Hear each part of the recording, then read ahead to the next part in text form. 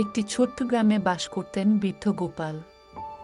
তার কাছে খুবই সীমিত সম্পদ ছিল, কিন্তু তার হৃদয় ছিল বিশাল।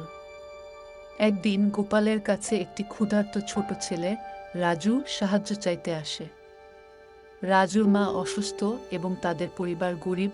গোপাল রাজুকে একটি পুরনো কয়েনের বাক্স দিয়ে বললেন, এই কয়েনগুলোর বিশেষ শক্তি আছে।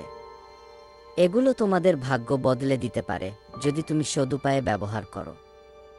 রাজু কয়েনগুলো বিক্রি করে ওষুধ কিনল। ধীরে ধীরে তার মায়ের স্বাস্থ্য ফিরল এবং পরিবার পুনরুদ্ধার হলো। রাজু আবার গোপালের কাছে এসে বলল, বাবা গোপাল, আপনার উপহার আমাদের জীবন বদলে দিয়েছে। ধন্যবাদ। গোপাল হেসে বললেন, এটা কয়েন নয়, তোমার ভালো হৃদয় এবং আশা তোমাদের ভাগ্য বদলেছে। সত্যিকারের ধন হলো দয়া এবং সহানুভূতি। রাজু বুঝতে পারল যে আসল উপহার ছিল গোপালের ভালোবাসা এবং সহানুভূতি, যা তাকে সাহায্য করেছে। মোরাল: সত্যিকারের ধন হলো হৃদয়ের দয়া এবং সহানুভূতি।